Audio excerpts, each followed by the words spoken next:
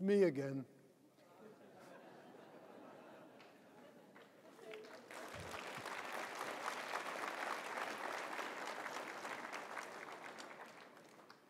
Before we close the official program of the 2018 summit, I have the distinct pleasure of introducing U.S. Secretary of State Mike Pompeo.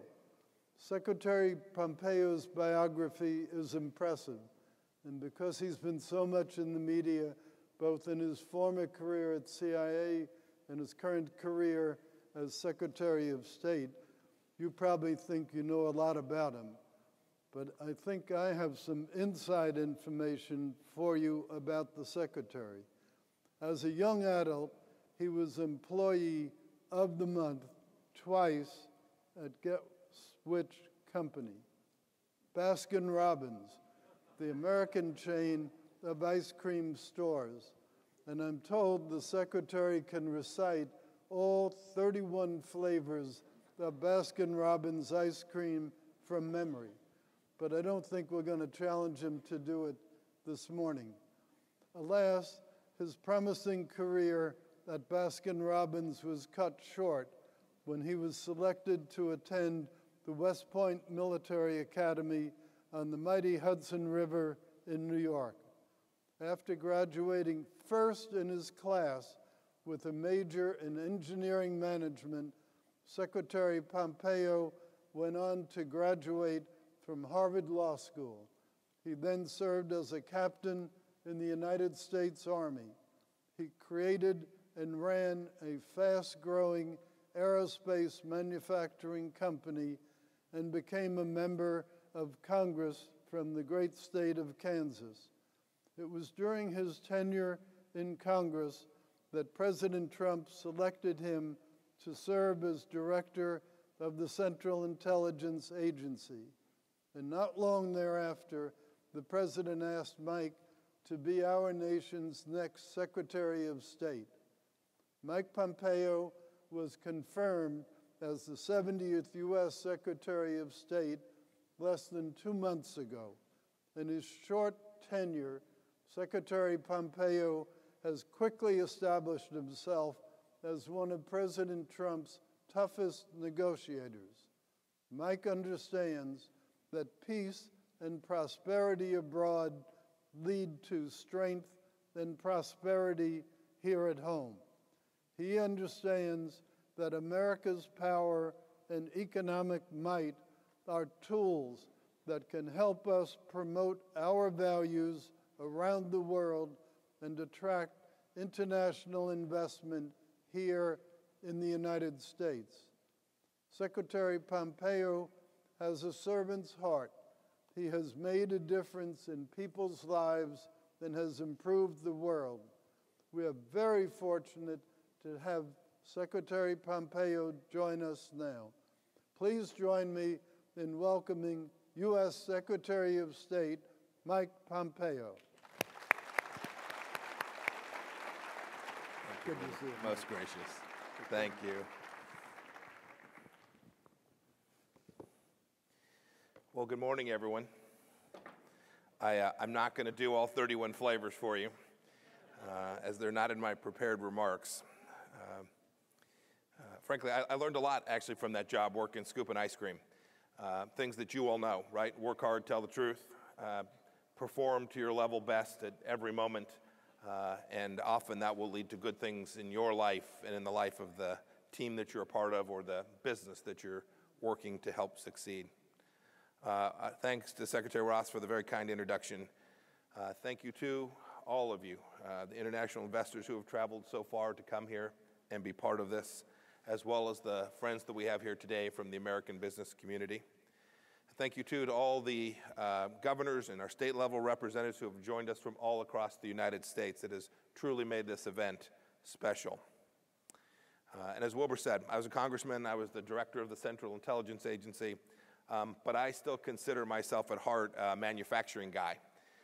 For a decade and a half, I ran 2 manufacturing companies in Wichita, Kansas. The first aerospace manufacturing business was a machine shop. We welded, we had mills and lathes. We sold to Boeing and Lockheed and Cessna and Raytheon and Gulfstream and all the airframe manufacturers all across the world. Grew that business to over $100 million a year company. And then I was hired to run a company that was similar, but serving the oil patch, where our customers were companies like Halliburton and Schlumberger and some of the big oil field producers. Every minute of the time that I was in business, my companies benefited from international cooperation. We benefited directly from foreign direct investment that supports jobs like we had in Wichita, Kansas, that now total over 7 million here in the United States. It's good for America, it's good for American workers, it's good for the investors as well. So you all are asking why the Secretary of State's here today. I've heard from the Secretary of Treasury and Secretaries of Commerce, but you must know that global business depends on successful international relationships. You're looking for the places where you can find the best talent, the most capable people, who has the most transparency, the rule of law, which private sector places have the greatest global brand exposure, and ultimately, where can I get the best ROI for the investments that I'll make? It won't surprise you that I believe deeply, and I believe that I can prove here this morning that that's the United States of America.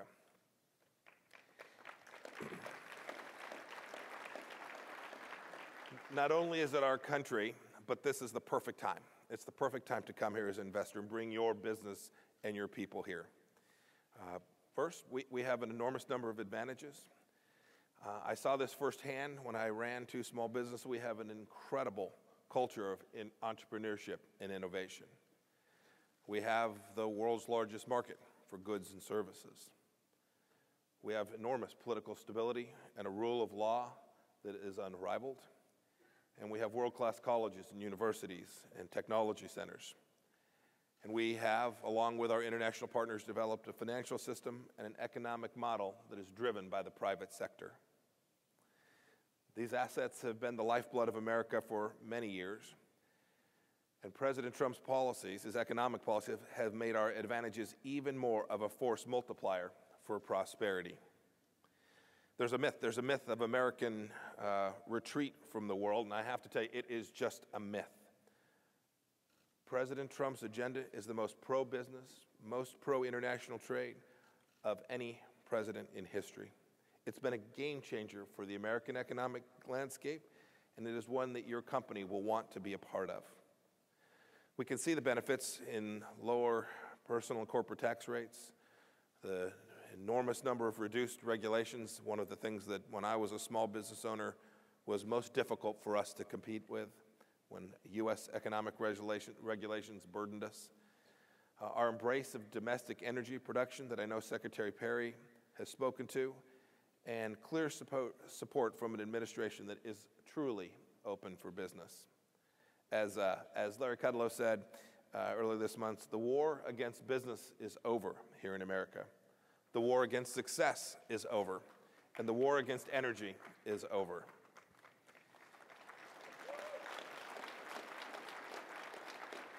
Confident employers ready to pay well, the lowest unemployment rates against all demographics.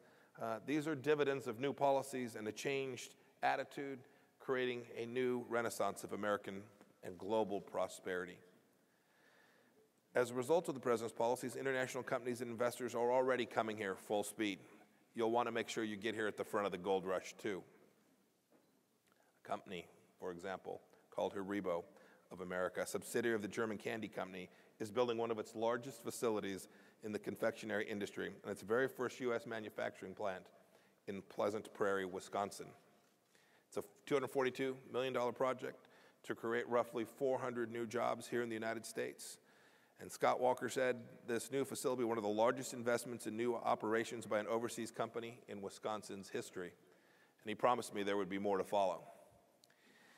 On the East Coast in Raleigh, North Carolina, will be the home of North Carolina Technology and Innovation Hub, built by India's IT and consulting company, Infosys.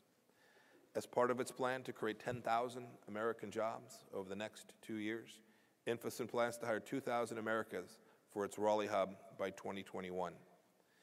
The company has also partnered with North Carolina Community College System to create a customized program to recruit and train and ultimately hire the workforce of the future.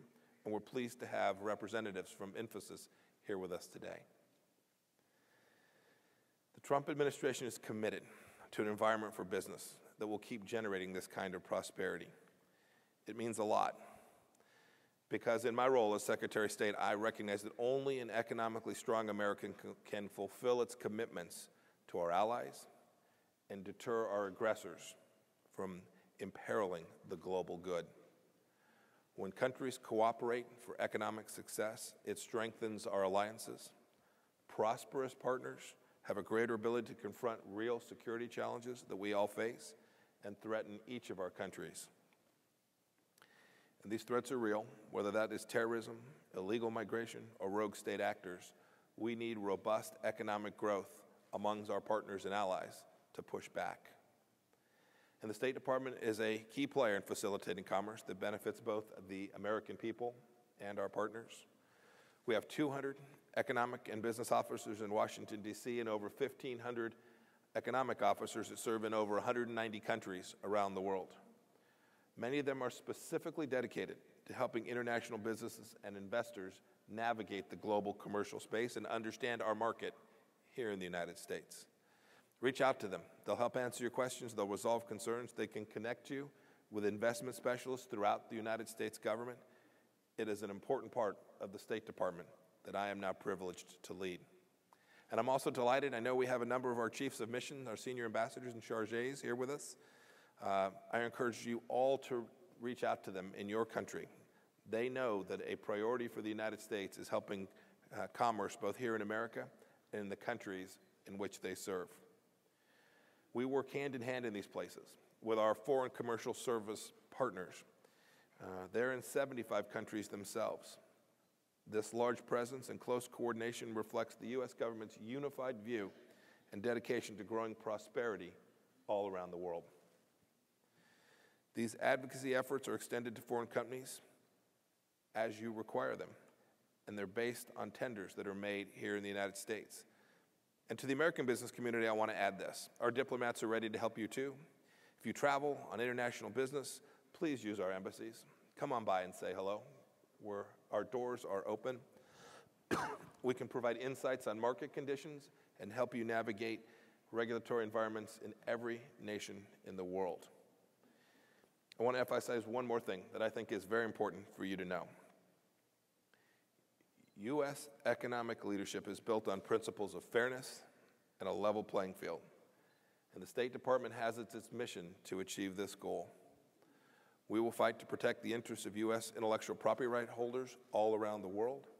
And you can have confidence that we will work to protect your innovation from theft, from copyright violations, or from other misuse. As I close today, I'm confident in telling you that the United States is indeed the best destination in the entire world for entrepreneurship and innovation. And to our international investors, we welcome you. We hope that you'll find good investment opportunities. I saw the bars were full last night in downtown. I was passing by. Let us know how we can help you. Enjoy your time here in the United States. Bring your investment dollars. We welcome you. I want to echo the sentiments of my cabinet colleagues, Secretary Costa, Secretary Mnuchin, Secretary Perry, and Secretary Ross. They all feel the same way. We want to make sure that America is the place for your investments to succeed. Thank you, and God bless you, and hope you have a great stay here in the United States. Thank you all.